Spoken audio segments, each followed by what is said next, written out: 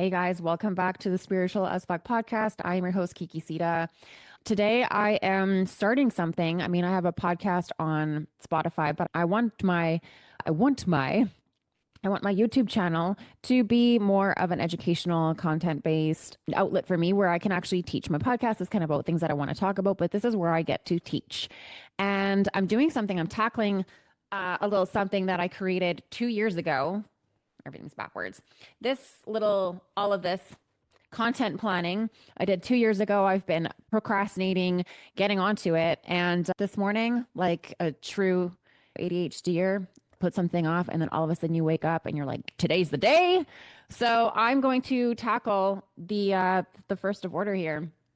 I wanted to go back to the basics. So just to introduce myself, I'm Kiki, and I have moved from, like, in my business, I've moved from being a physical therapist, working just solely with the physical body, to taking, in my 9th year of massage therapy and physical therapy, I started to take courses that were focused more predominantly on, it's called biodynamic release therapy. And it goes into the very subtle shifts of the central nervous system. So you're working with the brain, the spinal cord, the sacrum, so cranial sacral, and also energetic work. That was kind of tied into it or woven into that because of the professor at the college that taught this course. She was a very spiritual woman. She had just spent 3 weeks at some Sonoma mountain retreat where she meditated 8 hours a day.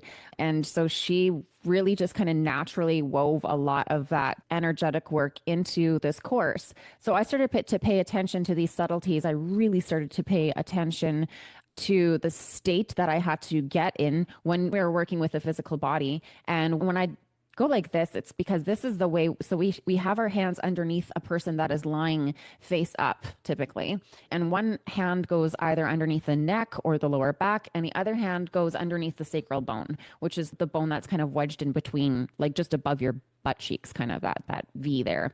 So we would have to have our hands in these different positions, and then we would have to get into a meditative like state where we could feel the subtle shifts that were happening inside the spinal cord, inside the fluid, the cerebral spinal fluid that moves up and down the spine. We'd also feel the cranial bones and how the fluid in there slightly expands and slightly constricts, and how some of the bones slightly shift, to recognize patterns of the bones of how they should normally move, how the different parts of the body and the different bones should breathe. Some of them come out and then come in. Some of them rotate forward and then rotate back.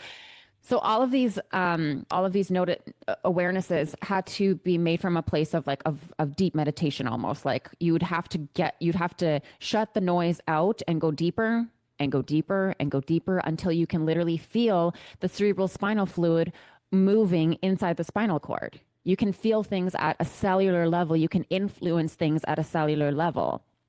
And the body has this innate intelligence that I learned about to shift, is wired for optimism. So it'll shift itself into a state of ease naturally when there is something that is there to notice those shifts and then follow it and then facilitate it.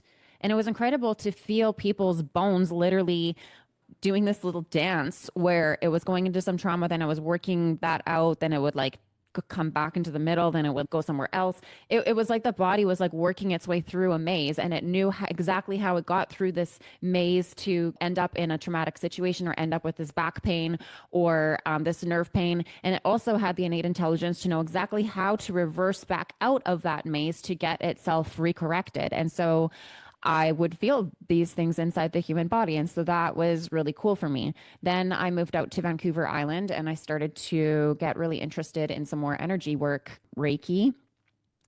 I met a really cool guy there who taught me how to do Reiki, did my attunements for me, and basically was teaching me how to become more psychic.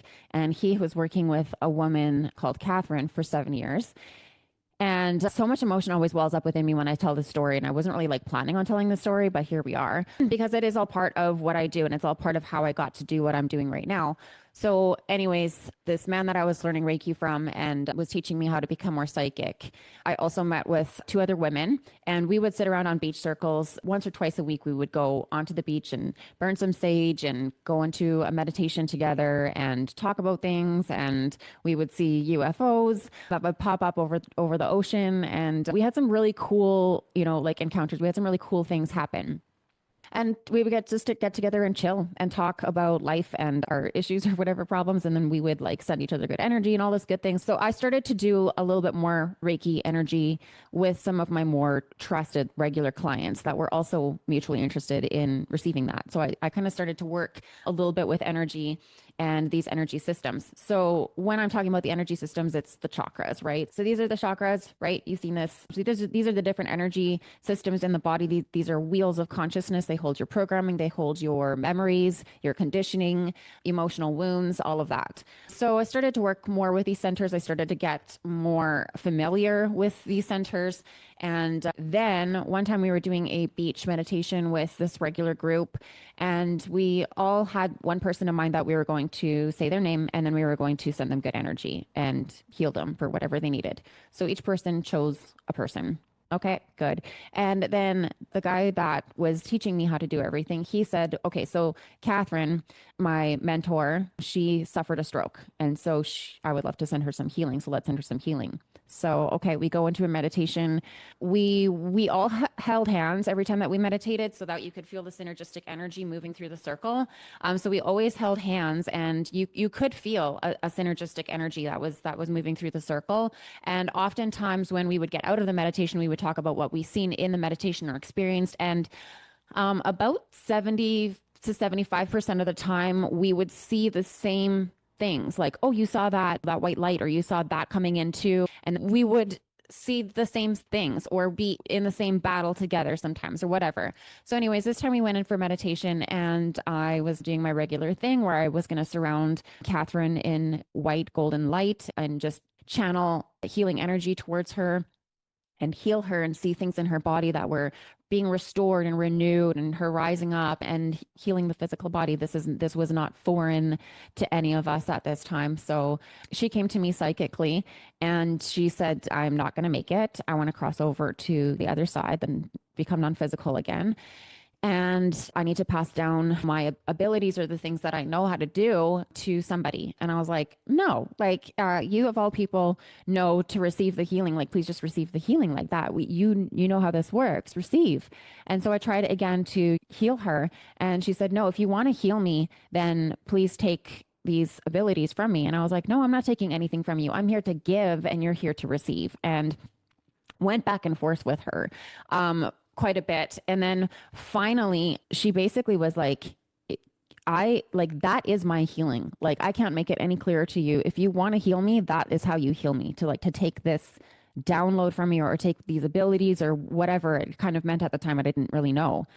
So I was like, okay. And so when I agreed, all of a sudden, I seen this massive purple crystal that was hovering above my head. And guys, I've seen some visions before. I've seen some, when people report in meditations, they see wispy colors and random images that pop into their mind and everything. But I don't know if at that time I had anything that was like this vivid, this intense, this, indescribable happen. I saw it vivid, like clear as day. I even saw her. She was dressed in white and dark royal purple and had a really royal purple aura around her. She was kind of stood very tall. So yeah, this giant purple crystal was hovering above my head. And I know this sounds crazy.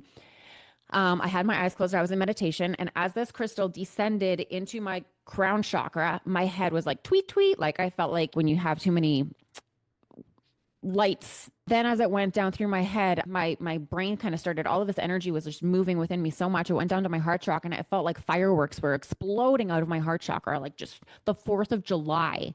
And then as it went down into my waist and down into my hips and down into my sacral chakra and my root chakra, as it got down to my root chakra, which is at your perineum, all the way down at the base of your spine, I felt like I was levitating. Like I was like, my whole body was like shaking, and I didn't know whether to laugh or to cry. I was completely completely freaked out.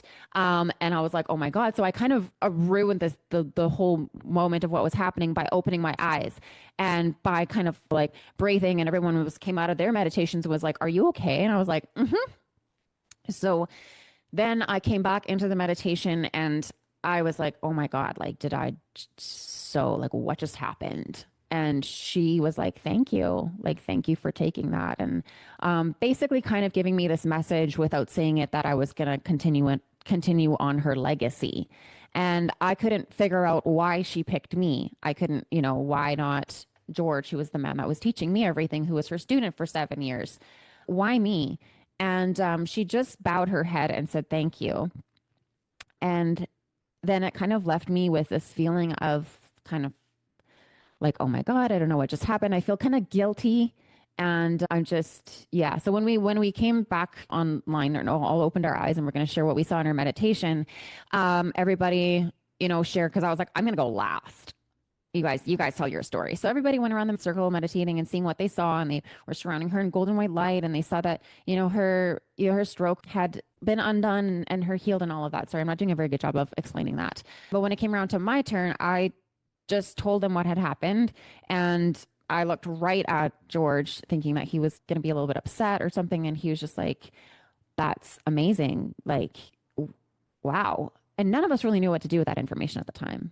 So we just kind of was like, okay, that was weird.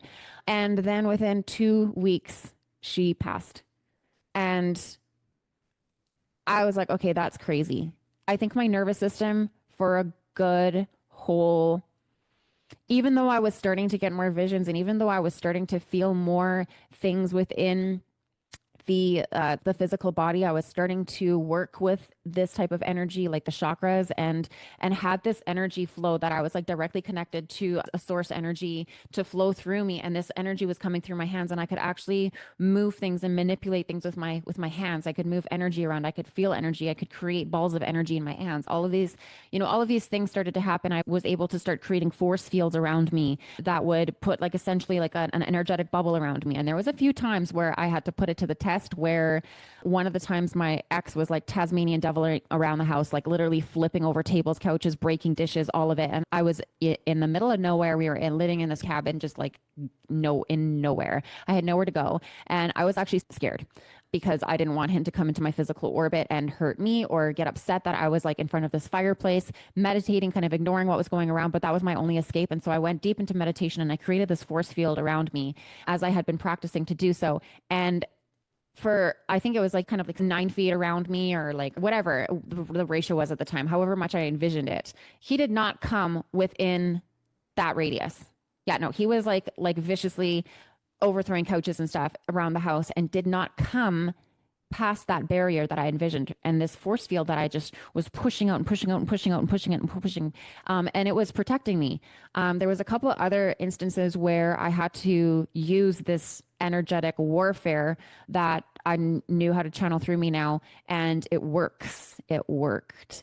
And so even though like all of this stuff was happening, and I was getting visions for people, and then being able to translate them, and also getting verbal like answers for why people have the wounding that they have. So I was able to get all of this information through the chakras. And I go like this because the chakras are like back and front. They're wheels of consciousness in your body. They're these energetic portals, if you will, that hold energy. They hold information. They hold your programming, your memories, your wounds. And so I would go into the chakras, and based on the energy and the density, the hard nuggets of energy versus the very airy, light feeling energy that was able to move, based on that energy, I would follow that energy in, and then I would get answers as to what this wound or what this dense energy, both like physically in the body, would often cause physical blockages or illnesses or something, a problem in that area. So it was actually like a physical density to the tissue,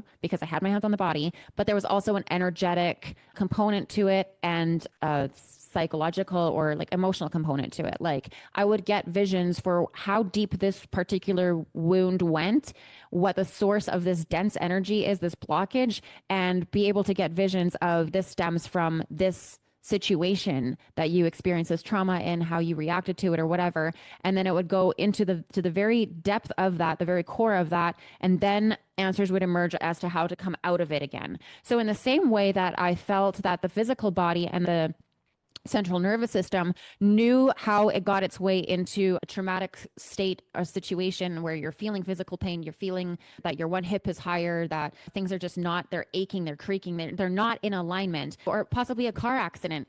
The same way that the body got, guided into that traumatic state, it also had this innate intelligence to back its way out of that.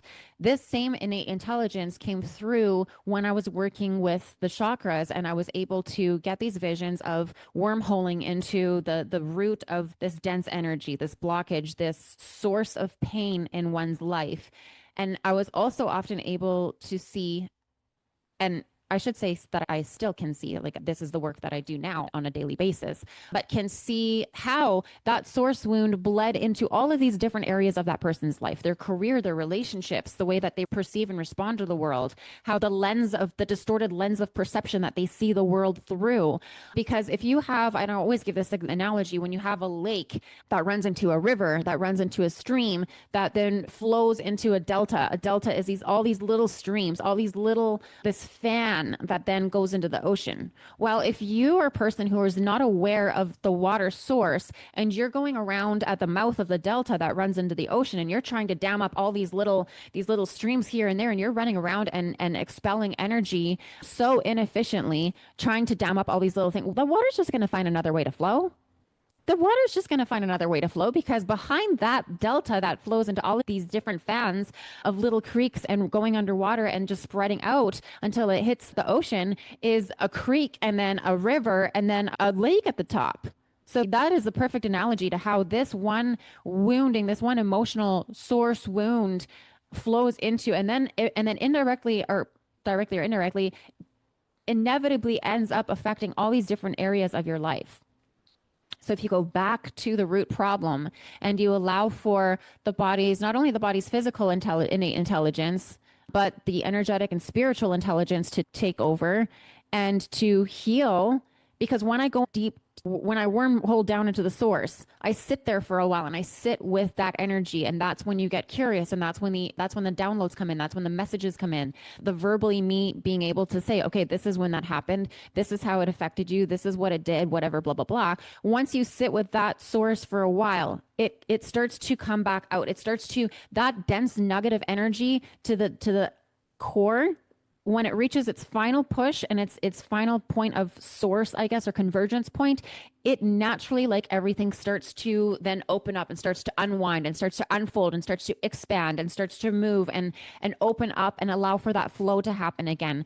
And then the area physically feels open. It doesn't feel like this dense, hard lump in the chest anymore. It feels like this open, expansive portal that is open. And the energy field opens up for you in that way as well. It's like the body. It's like anything in nature. Everything has a contraction, and then when it reaches its full contraction, then it goes into full expansion. Then once it reaches its full expansion again, like, it breathes. Look at the ocean coral underneath the water. Everything is always moving just a little bit. If you take a hit of acid and you look at the trees, everything is always moving, right? So that's nature. And inhale and exhale, contraction and expansion. So that's the physical body as well. And that's how things work when you go into your own healing. I think people have this misconception that if they open that dam, that it's just going to be this never ending flow of tears and sadness and sorrow and everything. But it's like, no, you have to go into the depths of feeling that. But understand that once you get to the source of that, you sit with it for a while, you go to the very depths of it, then it naturally comes back out and expands for you. And it's better. Life is better that way, to feel open and expansive like that, and feel that sort of centrifugal force of nature that flows through these chakras. It feels like it's stimulating. It's clear. You have these open, clear channels now. It feels much better than these dense, hard blockages that happen in the body. And same with the physical body. If the physical body gets dammed up with disharmony, dis-ease, you will have disease in the body. And you want all clear channels. You want all your lymphatic channels to be clear. You want your venal channels to be clear. You want your neural pathway channels to be clear. So believe it or not, today after that rant, I wanted to expand a little bit on the chakras, on the different chakras of the body. So I've already explained that chakras are wheels of consciousness. They are energetic portals they are the gateway to the non-physical part of you. So if you believe in mind, body, and spirit, I don't know how you can't, but lots of people are talking about the physical body, right? Lots of people are saying, these are the superfoods that you should eat. You should eat healthy, and absolutely you should eat healthy. Lots of people are cutting alcohol out of their regimen. They are eating healthy. They're eating superfoods. They're conscious about organic things. They're conscious about herbicides and all the things, blah, blah, blah, blah, blah. And you have lots of coaches that are talking about mindset. Get your mind right. Your self affirmations. Think positively. Have a good positive internal narrative for yourself that will shape your life around you.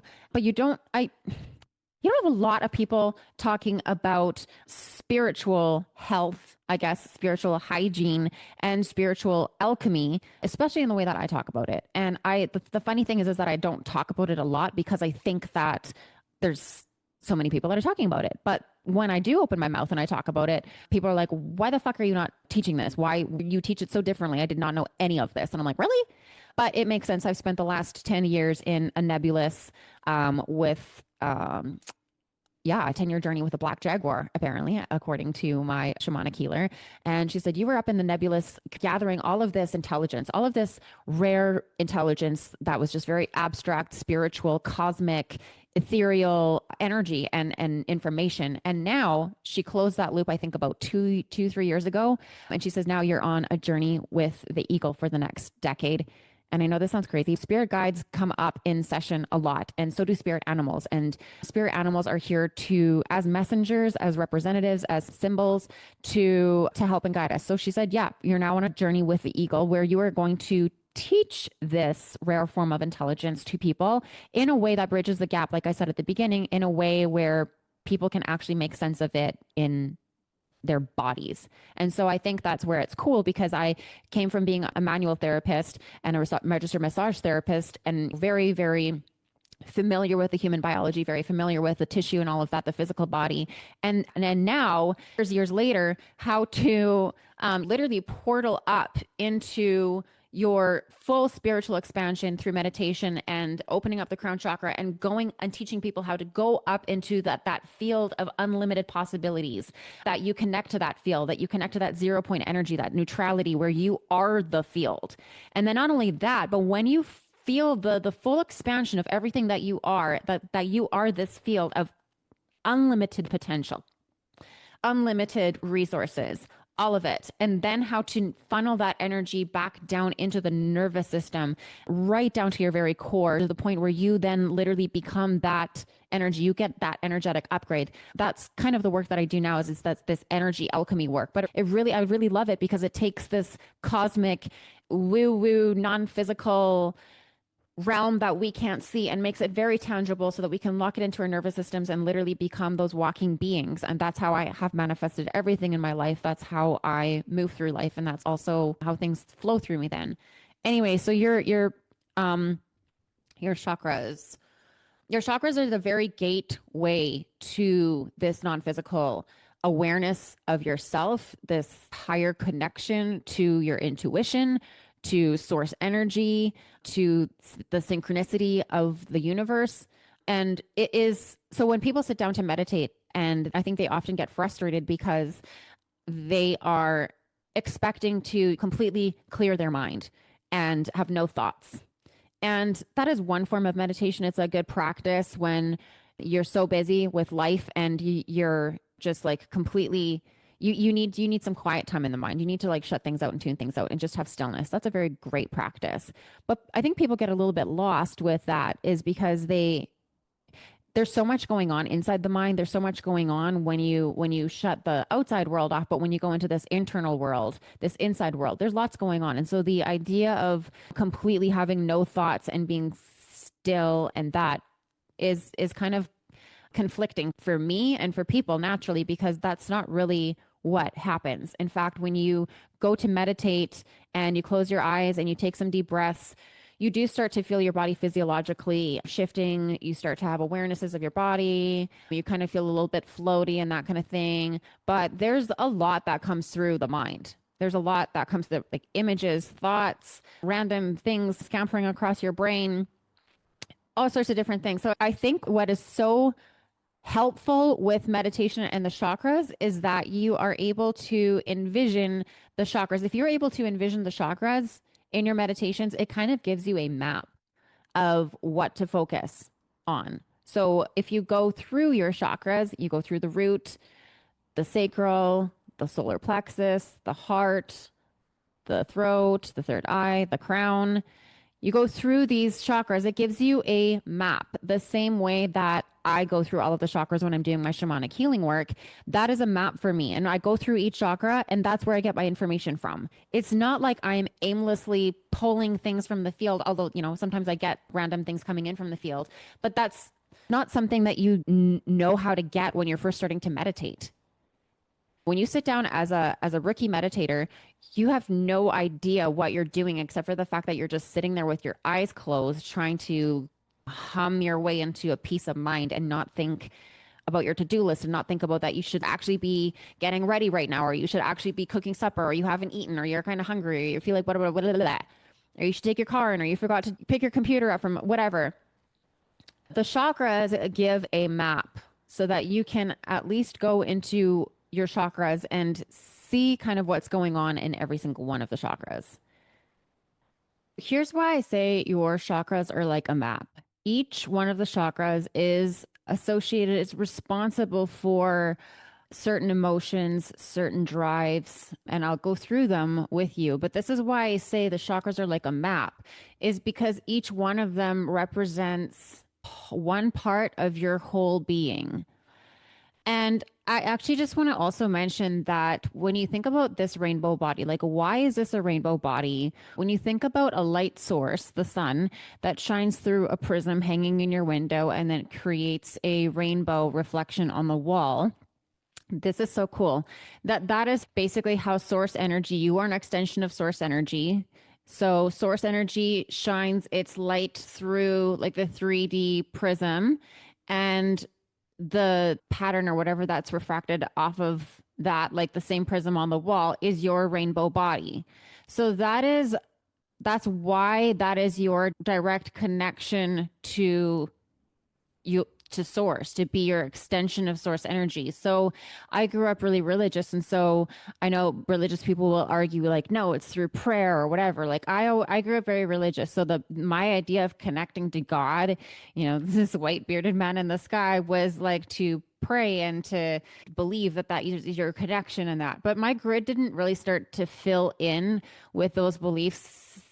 I never felt that before. I never felt the connection. When I started to tune into my chakras, my light body, that was when all of my systems started to come online. That's when I really started to physiologically feel like I was an extension of source energy, like my vibration was getting higher, like I was being filled with more love and more light and more compassion and more power. So yeah, I think that's a super cool thing, that you have the light source of source energy, of God consciousness shining through that 3D prism and creates your rainbow body, your chakras. And so I'll argue like any day that your chakras are the foundation, the building blocks of how you develop in your life's journey, in your life. The chakras literally have a pathway of guiding you along in life, of different anointed periods of time in your life, of years between the ages of this age and that age, to sort of what you should be focusing on based on which chakra is opening at that time. So it gives rise to so many things. Like there's a spiritual reason to why people have midlife crises, why kids develop the way that they do, why people find love at a later date, why whatever. And also lots of arguments that I'll get into on this channel of how society has worked very much against our natural evolution of the soul, our natural journey through this life with our soul that is guided by our chakras and the natural unfolding and opening of our chakras. It completely debunks this whole get all your ducks in a row by 30 and then it's just cruise control and retirement. Like, There's so much more of that information coming on this channel. I'm really excited to share that with you guys. But today I just wanted to talk about the chakras and what they're responsible for really quickly. So your root chakra is the foundation. Your root chakra, the red one, which is at your perineum or at the base of your spine, they say that that is like the seat of the soul with the coiled up snake. And that's where the Kundalini experience comes from. But I didn't learn that until way later in my spiritual journey. So all I knew at the beginning was that the root chakra was for security. So either feeling secure or feeling insecure, feeling loved or unloved, feeling like you have the right to be here, like you have the right to take up space. It's the difference between surviving and thriving. It is your identity. So that is where the I am statements come in. Your I am affirmations. I am loved. I am an extension of source energy. I am powerful.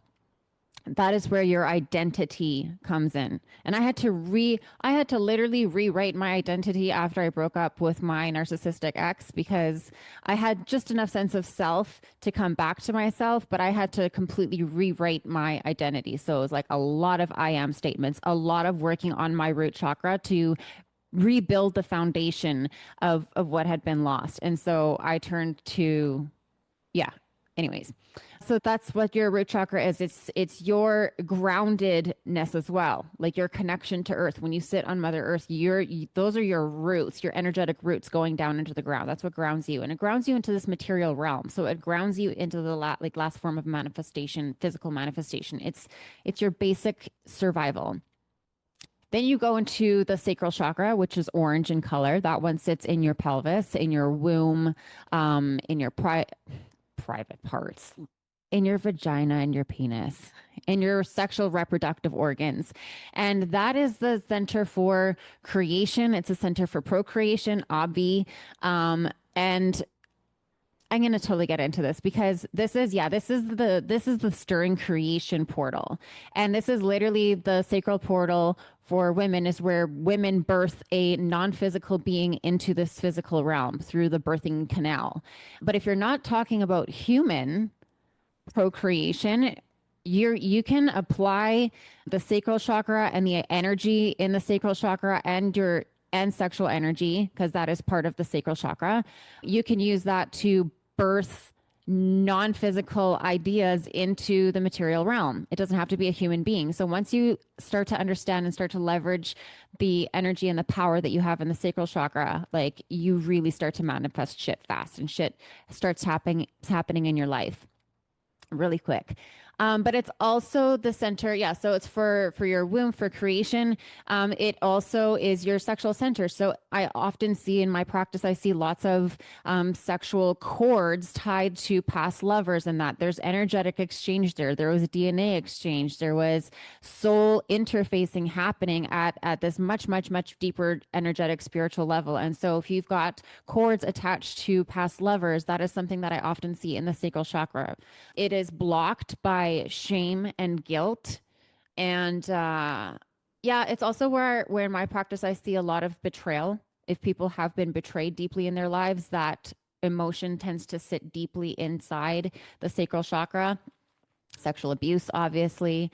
But yeah, it is your sexuality. It's your sensuality. Sensuality is like if you're walking along the street and you take like a deep breath in of a flower that you take in so deeply, and you kind of marvel at the people that do this. Like you're just like, wow, like you really are. So there's something so sensual about you that you take a moment to smell the roses, or like to feel things, to touch things, to move through life with your senses is what to be sensual. So you're using your five senses to have a more invigorating experience and a more pleasurable experience. And that is a huge pleasure, is a huge part of the sacral chakra. And a lot of people are blocked here. A lot of people don't allow themselves to feel pleasure. And there's a lot of shame and there's a lot of guilt involved in feeling pleasure, not just sexual pleasure, like pleasure in life.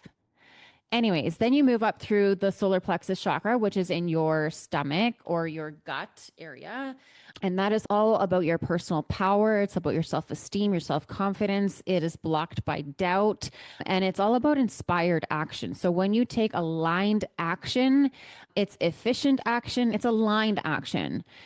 For an entrepreneur, for example, it's deadly to burn, you're doomed to burn yourself out when you're just throwing paint at a wall aimlessly, hoping that something's going to stick because you're not energetically aligned with it. When you energetically align with it, your intuition is speaking things to you so that you are naturally moved into the direction of action that you should be taking.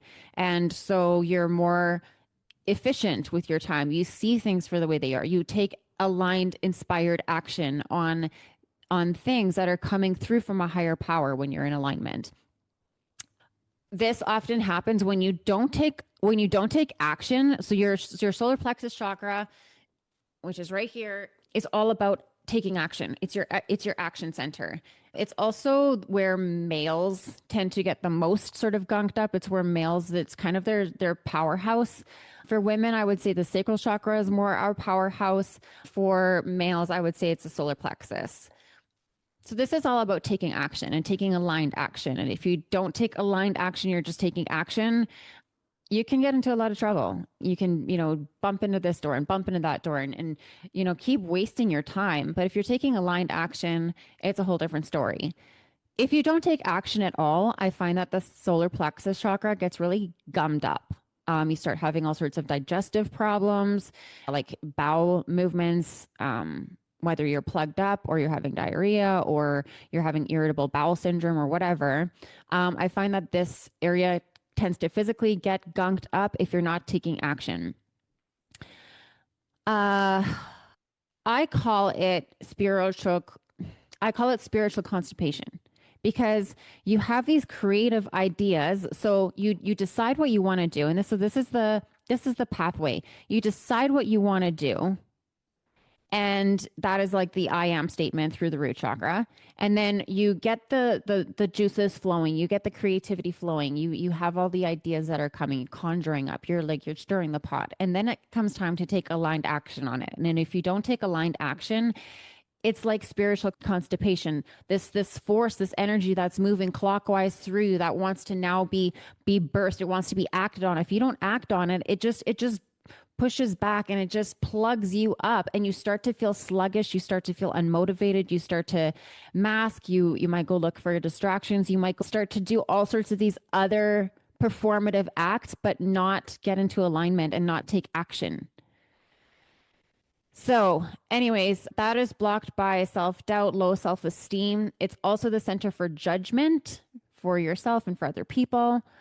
But yeah, then we're moving up into the throat chakra. No, sorry, the heart chakra. The heart chakra is obviously, you as a heart-centered being, when you drop into the heart, it is the equalizer between the two. You have 3 chakras above, 3 chakras below. The heart is the center. And so when you drop into your heart space, if you're too much in your mind, it's an amazing place to drop into because your heart is the center for connection, compassion, love, peace, unity, like one unity. It is used for your relationships. I often see in my practice, I see either big walls that are built around the heart as defense mechanisms that are keeping relationships out, hardening to love, walling up to people because they don't have a developed, healed heart chakra, because a healed, a nicely developed, matured, nurtured, TLC, loved on heart chakra, healed heart chakra, knows how to decipher safe people from unsafe people. It follows its intuition. It has these natural organic boundaries that just come from an aligned place of you emanating self-respect and self-love, that you're actually vibrating at such a love frequency that you know how to decipher when somebody is unsafe versus safe. Like you have that built-in trust in your heart that your heart knows. So you end up in a lot less situations where you get hurt. You don't have to wall up. You don't have to harden your heart. You don't have to be the ice queen in order to protect yourself. Like if you have an open heart chakra in the sense that you've done healing with it, you have healed from your emotional wounds that are stuck in that heart chakra, your relationships will improve so significantly, like a completely different world for your relationships, for your friendships, for your lover relationships, for your family relationships, all of that. There's so much that's in the heart. It is so hard to describe, but the heart is a very special place for me to work on as a therapist. That is where so much comes through. So much grief that people carry, so much constriction, so much heartache, so much sadness that people are walking around with. And in one session, when we release that heart chakra, it's such a beautiful healing that takes place. It's literally in the heart is you're just quantum leaping timelines when you heal love. The frequency of love just has such a crazy power to heal. Okay, so then you go and I can't stress enough how a healthy heart chakra will help in the dating world. Okay, like stop wasting your time, stop wasting one more day of not knowing how to heal your heart chakra and be out there dating because yeah, you're wasting your time. You'll just if you work on your heart chakra, you heal your heart chakra and you go back out into the dating field, it'll be 1,000 times better for you. Going up to the third eye, the center for your intuition, Everybody wants to be more intuitive. Everybody always asks me, how do you know? How I don't know how to tell the difference between my intuition. I don't know if this is just my mind thinking things or if I'm just imagining things or if this is the seat of the soul or if God is the imagination and da, da, da, da, da. And people with a healthy, healed and tuned in and opened and activated third eye chakra are totally tuned into their intuition. They just know things and they are just guided by a higher power. It is like an eagle eye perspective of an eagle that flies over top of you, over top of your shoulder, and has a eagle eye perspective on everything and is able to see from an aerial view what is behind you, what's ahead of you, what's around you, and you will be guided that way. And just again, think about how more efficient you can move through life when you are guided from that higher perspective. If you had a personal helicopter. I seen this when I was in Lake Havasu. Those guys are doing the poker run with their big cigarette boats, and they have their own private helicopter that is radioing them. You know, this other boat is over here. That guy's ahead. This guy's ahead. You should take this decoy, whatever. Like they got their own personal helicopter pilot that is radioing the cigarette boat to be in this poker run and do it. They got so much money, but that's this eagle eye perspective. That is the lens that you look through life at. You know what's right, you know what's wrong, you know what's true, you know what isn't, you know who's lying to you, you know what is a good opportunity, you know what is not a good opportunity, you know what's safe, you know what's unsafe. You can see things before other people can, so you're ahead of the curve. You have these intuitions, these inklings, like follow this. It puts you miles, years ahead of the rest of them if you have an open third eye. If you have too much of an open third eye, or you have let's just say if it's an unbalanced third eye chakra, you can experience too many psychic visions, like you can't turn them off, nightmares. Yeah. If your third eye is too awakened, you can always ask for it to be toned down. And this is something that people may have an experience in their life where they open their third eye chakra so much and then they get freaked out because they're able to see things. And then they just crash it. But honestly, I haven't experienced that with my third eye where it's just like I'm seeing too much, understanding too much. I can't shut it off. It's freaking me out. It hasn't been like that. And I think that has been because I have taken the time to balance my other chakras. It's not just like an over activated third eye chakra and the rest of them are just like, okay. So balance all of the chakras. It's balance. By the way, that just reminded me of this really cool computer program that I once tried out where I had my hands on this device that looked like a mouse. And the computer showed my aura. So this is like not new. You can take, there's certain cameras where you take a picture of your body and you can actually see the electromagnetic spectrum around you, which is your aura, and you can see what color it is and all of that. This is like super ancient, but this was a newer technology in the computer where it would actually show live scans of my color shifting, and it also had a pie graph showing mind, body, and spirit, and it also had different graphs of your breathing and your brain cycles or something like that. Anyways, so and oh, it had the chakras. So it also had the chakras, and it would show them larger or smaller, and it would show if they were like kind of murky or kind of like weak looking, and if they were like really strong and active. So yeah, we would take pictures where I was kind of like not consciously thinking about balancing my chakras or anything, and I was like, whoa, that one's more active than this one. That one looks really puny compared to that one. And then when we tried it out to go into like a small, like short meditation of me just envisioning my chakras aligning, going through them, activating them, that they were all the same size, that they were bright, and that they were all bright in color. And then I would open my eyes again, and the picture on the computer had completely shifted so that each chakra was in fact balanced.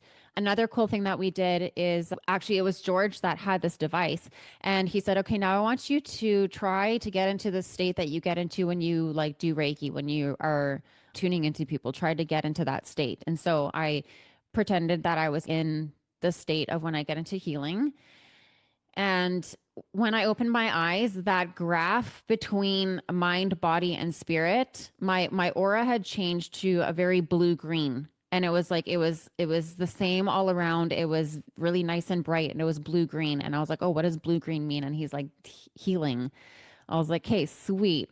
Then I looked at the pie graph, and mind, body, and spirit was, each of them was perfect in perfect ratio with each. So it gives like 33.3, 33.3, 33.3, or 33.39 or whatever it is, which was also so cool. So it was like this perfect balance of mind, body, and spirit. So yes, through envisioning and through meditation, you can absolutely make sure that all of your chakras are balanced, activated, healthy, open, strong. That's the whole point of what I teach. So lastly, let's go up to the crown chakra, which sits on top of your head. I see it like a dinner plate, like a sort of a portal or a funnel, dinner plate funnel that funnels down. It is your connection to source energy. So it is all about understanding.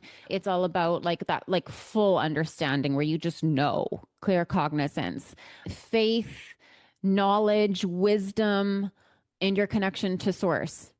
You are spiritual royalty. You are an extension of source energy. You are God.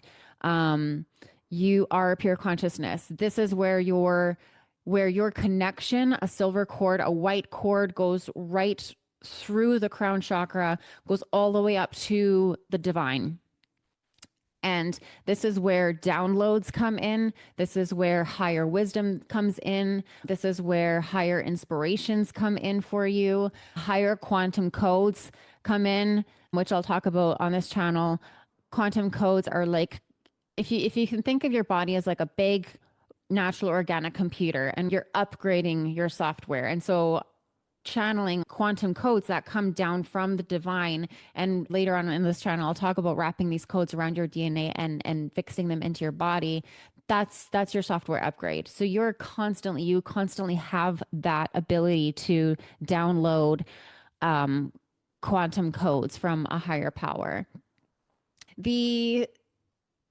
The crown chakra, I'm just trying to think, when you have an unbalanced crown chakra, you can experience anxiety or depression because you feel like an aloneness. You feel like you are from the love, from the source, from God, from consciousness, from everybody else, from the oneness of everything. So you can fall into anxiety or depression, feeling like you're completely alone, like you have like nobody higher loves you. There's no higher purpose here for you, that kind of thing. Oh my gosh, I think we skipped over the throat chakra. I just realized that.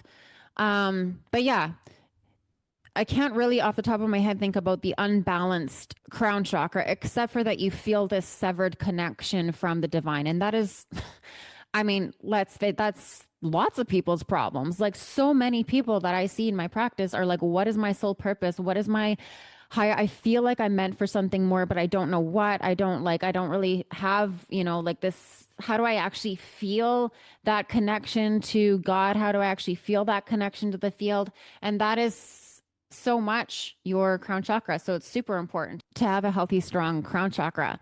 All right. So sorry. Let's go back to the throat chakra. This is your center for communication, for deliverance of how you deliver your communication, your words, what you speak, your truth. It is blocked by lies. So if you tell lies, if you live if you live a lie, if you're living in duality, you are going to feel this in your throat chakra. If you are not speaking your truth, if you're not standing up for yourself, if you're not saying what you want to say, if you're somehow being silenced or stifled or shut up or, yeah, silenced, that is all an assassination on the throat chakra. I used to have the belief that truth telling was hard, that a truth telling would get me in trouble because I often found myself in situations where it's like, damned if I do, damned if I don't. If I, if I speak the truth, then it's going to hurt this person. If I don't speak the truth, then I'm going to go against my own moral compass or myself. And throughout the years, I just had lots of conditioning around speaking my truth. And I believe that it was dangerous to speak my truth. The throat chakra will also keep, if you have a closed throat chakra or an unbalanced throat chakra, you can find yourself in circles that gossip or you are gossiping. God, gossip is horrible for the throat chakra. It literally just like, it totally stunts the throat chakra. What I wanted to say too, like if you don't have an open, free throat chakra, an activated throat chakra, I should say, it'll keep you from showing up in your business. Like it'll keep you from being seen. It'll keep you from speaking your truth online and talking about the things that you're passionate about. It's kept me from coming online too. Like I'm just starting this series myself right now because my throat chakra has been going through a major opening and I'm starting podcasts and YouTube channels and just not so apprehensive and hesitant to share my message and share my knowledge with people. Yeah, lies and gossip really really stunt the throat chakra.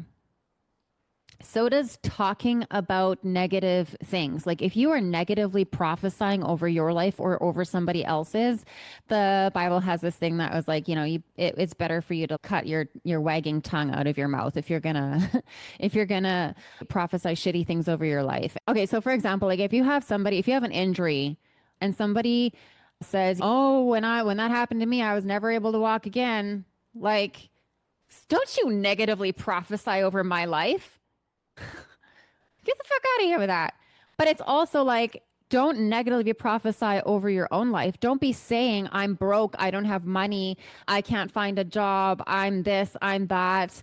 Stop saying that shit. Stop it. That is your internal narrative. And one thing that really comes online when you start to meditate and you start to take inventory of your thoughts is your shitty internal narrative and the thoughts that you kind of just think and you're like, where are these thoughts coming from? But when you verbalize them, listen, you're literally speaking things into existence with this is the coolest thing about the throat chakra. Maybe this is why I saved it for last.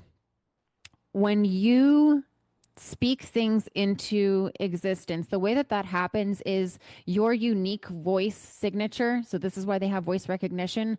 The unique frequency of your voice goes out into the quantum realm like these Medusa arms and starts to gather. It's when everything comes down to it, it's always sound and light frequencies. You can reduce everything, collapse it down to sound and light frequencies. So when the unique resonance and frequency of your voice goes out into the field, it gathers the cooperative components to start assimilating together to bring to full manifestation that which you are speaking into existence.